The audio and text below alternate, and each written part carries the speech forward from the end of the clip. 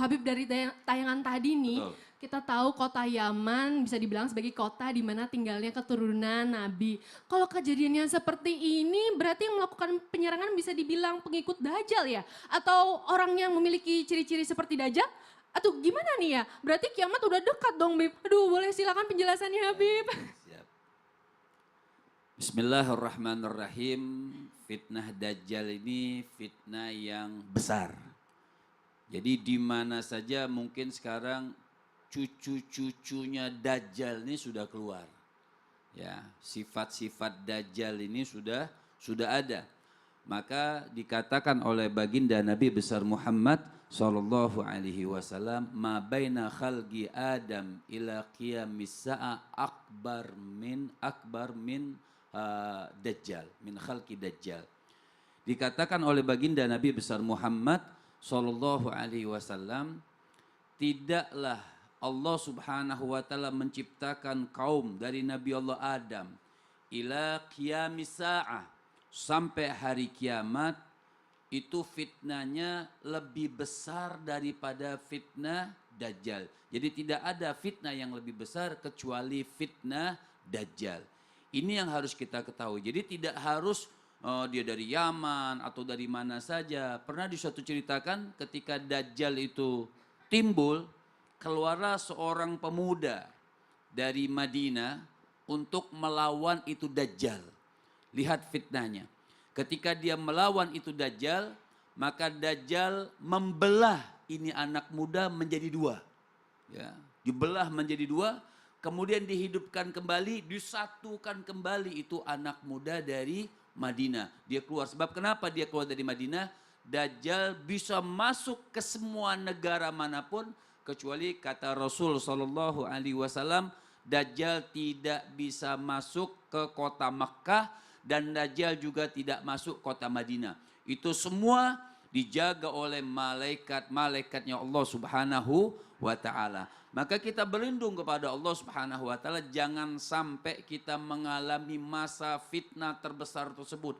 Bahkan Nabi SAW, baginda Nabi besar Muhammad SAW, sampai Nabi mengatakan sesuatu yang sangat aku khawatirkan kepada kalian, bukan masalah ini umat, walaupun masalah umat ini fitnah-fitnahnya banyak. Betul ibu-ibu? Betul? Fitnah-fitnah ini banyak. Tapi Nabi mengatakan fitnah yang terbesar adalah fitnahnya Dajjal yang nanti keluar akhir zaman ila qiyamis sa'ah, sampai kiamat diturunkan oleh Allah subhanahu wa ta'ala. Jadi bayangkan ini fitnah yang terbesar sampai Nabi mengatakan juga, apabila kalian dipertemukan dengan Dajjal tersebut, lihat nih bu, udah minum obat? Alhamdulillah. Ya. Artinya ketika sampai Nabi yang bilang ketika kalian bertemu dengan Dajjal ini sudah langsung cari jalan yang lain. Jangan sampai menatapnya, jangan sampai melihatnya. Karena Dajjal bisa menghidupkan orang yang mati dan bisa mematikan orang yang hidup tersebut. Jadi banyak orang-orang pada saat itu menjadi keluar daripada ajaran Allah subhanahu wa ta'ala. Pengikut-pengikutnya semua mengikuti Dajjal. Kenapa? Dianggap Dajjal ini Tuhan. Dianggap Dajjal ini bisa menghidupkan dan bisa mematikan. Na'udzubillah min dzalik. Mudah-mudahan diri kita dan keluarga kita, siapapun kita ini dari keturunan-keturunan kita, mudah-mudahan terhindar daripada fitnah Dajjal. Amin ya robbal alamin. Terima kasih banyak Habib penjelasannya. Jemaah boleh tepuk tangannya. Masya Allah. Benar banget, termasuk mudah-mudahan kita termasuk golongan orang yang dilindungi Allah ya. Dan terhindar dari fitnah Dajjal. Amin. Jemaah. Oh jemaah. Alhamdulillah. Pada mau nanya enggak? Oh mau semua? Yaudah sabar ibu-ibu, sabar, tenang. Ya kalau gitu kita langsung masuk aja yuk ke segmen Tanya Dong Ustadz. Kami semua tanya dong Ustadz. Ayo tadi yang mau nanya siapa ibu-ibu, tunjuk tangannya. Wah ini yang paling gercep nih yang warna oranye. Mohon maaf ya ibu-ibu sebentar, aku ke sebelah sini. Ibu yang paling atas nih. Maaf ya ibu. Ya, silahkan. Assalamualaikum warahmatullahi wabarakatuh. Waalaikumsalam warahmatullahi wabarakatuh. Perkenalkan, nama saya Rohimah dari Majelis Taklim Isfak Lana Batang. Tepuk tangannya jamaah. Silakan, Tanya Ibu. dong Ustadz, mau bertanya ke Ustadz Maulana. Apa Bu pertanyaannya? Silakan. Bu. Ustadz, apakah orang yang sering melakukan kedoliman atau maksiat itu termasuk pengikut Dajjal? Kalau iya, apakah pengikut Dajjal itu akan kekal abadi di neraka selama-lamanya? Terima kasih. Assalamualaikum warahmatullahi wabarakatuh. Waalaikumsalam warahmatullahi wabarakatuh. Ustadz silakan boleh langsung jawab. Izin Habib dan Ustaz Sams. Bismillahirrahmanirrahim. Jamaah yang dimuliakan oleh Allah. Semoga kita terhindar dari Dajjal dan kita tidak menjadi pengikutnya. Jangan sampai kita berkata menghindari, tapi justru kita yang bersifat seperti berbicara tentang para pengikut Dajjal. Sebenarnya ada 6 yang disebutkan, tapi saya tidak menyebutkan nama-namanya. Nggak usah, nggak usah. Karena kenapa nanti ada yang salah paham lagi. Lebih bagus kita kasih lihat saja ciri-cirinya. Pokoknya orang yang menjadi pengikut Dajjal adalah orang yang melakukan kezaliman ataupun maksiat. Itu saja. Karena ada namanya golongan ini, golongan ini, golongan ini, golongan ini. Aku juga takut bahas, jangan sampai nanti dibahas guru-guru kita nanti. Nabrak lagi. Nah, para pengikut Dajjal ini adalah orang yang selalu melakukan maksiat, pengzalim. Maaf, menyibukkan dirinya dengan urusan duniawi sehingga urusan akhirat pun terlupakan. Makanya saya kagum tim Islam itu indah mengangkat tema hari ini supaya kita tidak menjadi para pengikut Dajjal.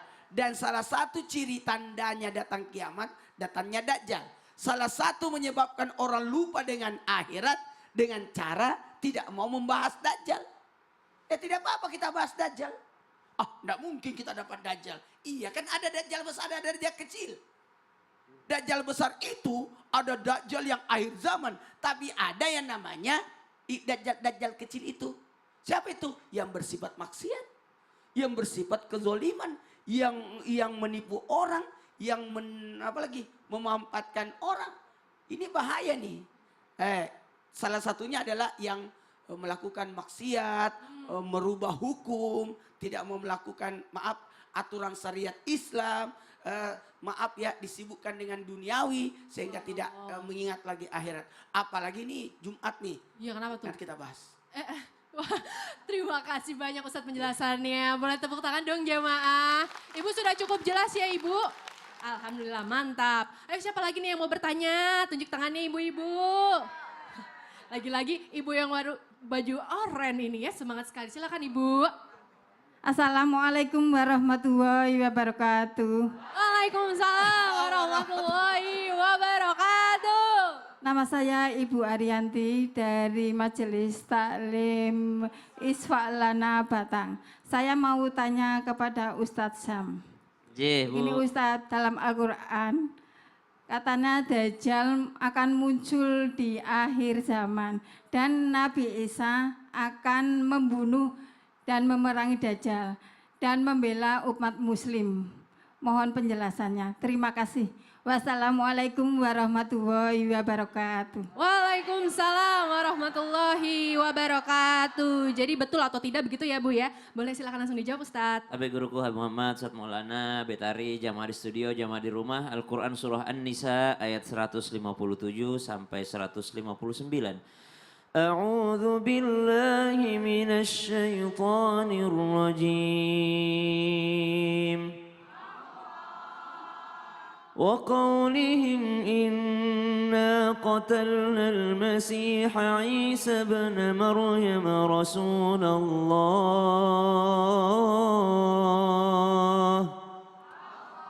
وما قتلوه وما صلبوه ولكن شبه لهم وإن الذين اختلفوا فيه لفي شك منه ما لهم به من علم إلا اتباع الظن وما قتلوه يقينا بل رفعه الله إليه وكان الله عزيزا حكيما وإن من أهل الكتاب إلا ليؤمنن به قبل موته ويوم القيامة يكون عليهم شهيدا. Al-Quran menceritakan tentang Nabi Isa alaihi salam yang ternyata dalam keyakinan kita umat muslim dan wajib kita yakini bahwa Nabi Isa alaihi salam masih hidup. Walaupun mereka menganggap bahwa Nabi Isa telah dibunuh, telah ditaruh di tiang, akan tetapi umat Islam yakin Nabi Isa masih hidup dan Nabi Isa alaihi salam akan diturunkan oleh Allah Subhanahu wa taala nanti di akhir zaman untuk melawan dan membunuh Dajjal. Akan tetapi ketika kedatangan Nabi Isa alaihi salam turun ke atas muka bumi, ternyata pada saat itu pasukan muslim sudah mengepung Dajjal. Jadi sudah dalam keadaan mengepung, ketika bersiap-siap untuk menyergap daripada Dajjal karena pintu pada saat itu sedang ditutup, di Baitul Maqdis sedang ditutup oleh Dajjal dan juga pengikutnya, umat Islam bersiap-siap untuk daripada menyerbunya, menyergapnya, namun ternyata dimulai dengan sholat berjamaah. Dimulai dengan sholat berjamaah. Dan ternyata pada saat itu ketika hendak dilaksanakan sholat berjamaah yang dipimpin oleh yang kita yakini juga Imam Mahdi keturunan daripada baginda Nabi SAW. Makanya akan timbul nanti atau akan muncul juga diutusnya keturunan daripada Rasulullah SAW. Yaitu kita kenal dengan sebutan Imam Mahdi yang akan memimpin sholat berjamaah pada saat itu. Turun Nabi Isa alaihissalam, kaum muslimin dan juga Imam Mahdi menyadarinya. Akhirnya karena memuliakan Nabi Isa disuruh jadi imam. Silahkan wahai Nabi Allah, engkau lebih pantas jadi imam. Tapi apa jawaban Nabi Isa alaihissalam? Aku lebih pantas jadi makmum daripada makmum wahai Imam Mahdi. Maka Imam Mahdi yang memimpin sholat berjamaah. Setelah itu dikejarlah Dajjal, larilah Dajjal dan dibunuhlah oleh Nabi Isa alaihissalam. Dari sini kita mengambil pelajaran bahwasanya Nabi Isa alaihissalam masih hidup dan diangkat oleh Allah Subhanahu wa taala. Orang-orang yang pada saat itu membunuh Nabi Isa pun mereka masih ragu yang dibunuh Nabi Isa apa bukan ya. Tapi dalam keyakinan muslim yang dibunuh bukanlah Nabi Isa, sedangkan Nabi Isa diangkat oleh Allah dan akan diturunkan nanti di akhir zaman untuk membunuh Dajjal, akan tetapi tetap menjadi makmum bagi kaum muslimin. Bukan jadi imam, tapi jadi makmumnya kaum muslimin mengikuti ajaran Rasulullah sallallahu alaihi wasallam. Masya Allah, terima kasih banyak Ustaz Sama-sama, penjelasannya. Betari. Tepuk tangan jemaah. Ibu, alhamdulillah sudah cukup terjawab ya. Alhamdulillah. Ayo siapa lagi nih yang mau bertanya? Tadi banyak banget penanyanya ya. Siapa lagi? Lagi-lagi tim Oren. Mohon maaf ya Ibu. Aku ke sebelah sini lagi. Iya Bu, iya sabar Bu. Ya silahkan. Assalamualaikum warahmatullahi wabarakatuh. Perkenalkan nama saya Ibu Atun Soeharto dari Majelis Taklim Iswalana Batang, Jawa Tengah. Tepuk tangan jemaah. Mau tanya dong Ustadz. Saya mau tanya sama Habib Muhammad. Siap. Ibu Tin Soeharto siapa? Iya, Atun Soeharto. Tin Soeharto. A, U sama I kan beda. Ya, kedengaran saya Ibu Tin. Terima kasih Habib. Saya mau tanya, kalau Dajjal itu ada, bagaimana cara untuk bisa berlindung dari gangguan Dajjal tersebut?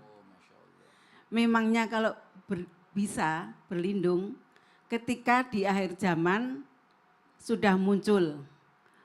Terima kasih. Wassalamualaikum warahmatullahi wabarakatuh. Waalaikumsalam warahmatullahi wabarakatuh. Gimana cara berlindung dari Dajjal Habib ketika Dajjal nanti sudah muncul? Silahkan langsung dijawab. Allah, ngeri-ngeri sedap pagi-pagi bahas Dajjal. Ibu ngomong-ngomong jilbabnya udah lunas? Alhamdulillah. Jadi subhanallah ada doa. Dajjal ini tadi guru-guru kita sudah menyampaikan begitu menyeramkan ya, orangnya itu pendek, kakinya bengkok ya, nanti Ustadz Maulana yang menjelaskan semuanya. Nah, ini ada ajaran doa daripada baginda Nabi besar Muhammad Sallallahu Alaihi Wasallam. Ini doa juga suka kita baca kalau di akhir at-tahiyat sebelum salam. Allahumma inni a'udzubika min adzabi jahannama wa min fitnati adzabil qabri wa min fitnatil mahya wal mamat wa min fitnati masihid. Sudah hafal semua. Takut ketemu Dajjal ya. Artinya ini doa, ya Allah aku berlindung kepadamu. Ini doa daripada Nabi. Ya Allah aku berlindung kepadamu min fitnati atau min azabi jahannam. Yang pertama, ya Allah aku berlindung kepadamu daripada azab neraka. Berlindung kita kepada Allah. Jangan sampai kita dimasukkan ke nerakanya Allah Subhanahu wa taala. Jangan sampai kita dibakar oleh Allah Subhanahu wa taala. Untuk apa sih doa ini? Orang juga doa ini Allahumma inni a'udzubika min azabi jahannam misalnya. Tapi enggak sholat, ya sama saja bohong. Ya Allah aku berlindung kepadamu daripada azabnya neraka jahanam. Tapi tidak berpuasa, kan sebentar lagi bulan puasa. Ya, yang hitung kalendernya nanti Ustadz Maulana. Ya, tadi sudah 7 Rajab katanya. Ya. Masih berapa hari lagi menuju Ramadan? Masih ada sekitar 53 hari lagi.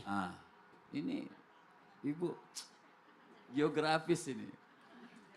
Jadi artinya min adzabi jahannam. Kemudian yang kedua wa min fitnatil adzabil qabri. Artinya jangan juga sampai dapat azab kubur. Kita minta dilindungkan oleh Allah Subhanahu wa taala daripada azab kubur. Jadi ada azab kubur, ada azab neraka jahanam. Wa min fitnatil mahya wal mamat, atau wa min fitnatil mahya wal mamat. Artinya dari fitnah-fitnah masa hidup kita di dunia. Ketika mati juga difitnah, misalnya fulan itu memang tukang maling. Nah, itu fitnah namanya. Ya, jadi mati kita tuh bahkan dikatakan oleh ulama, beruntunglah orang yang meninggal dunia disebut kebaikannya, dan celakalah orang yang meninggal dunia selalu disebut keburukannya. Gak enak banget. Jadi kalau dikenang sama orang fitnah dia setelah meninggal itu sangat disayangkan. Dan yang terakhir apa? Kata Nabi SAW, wa min fitnati masihid dajjal. Minta diperlindungkan oleh Allah Subhanahu wa taala fitnah-fitnah dajjal, dan fitnah-fitnah cucu-cucunya dajjal sekarang ini sudah ada pengikut-pengikut yang selalu berbuat zalim. Dan dari hadis yang lain, Nabi SAW beliau mengatakan man hafadha asyra ayat min awwali suratil kahfi usima minad dajjal. Nabi mengatakan siapa orang yang menghafal, selalu membaca dari ayat pertama sampai 10 suratul kahfi, maka insya Allah dia terjaga daripada fitnah dajjal. Amin ya rabbal alamin. Masya Allah. Terima kasih Habib penjelasannya. Boleh tepuk tangannya jemaah? Alhamdulillah. Ibu gimana Bu jawaban Habib tadi? Dikasih bintang berapa Bu? 5, Masya Allah. Terima kasih banyak Ibu. Alhamdulillah deh jamaah kalau begitu. Masih banyak lagi sih pertanyaan dari para jamaah yang belum kejawab nih ya. Tapi jangan Kenapa Bu? Tadi kan aku angkat tangan, masa kesana terus, kapan jadi lupa nih aku pertanyaannya. Oh gitu ya Ibu lupa pertanyaannya. Bu.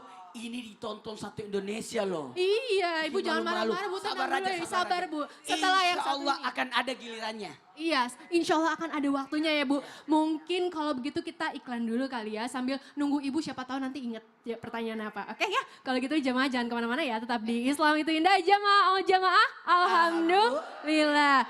Diingat-ingat dulu Bu pertanyaan apa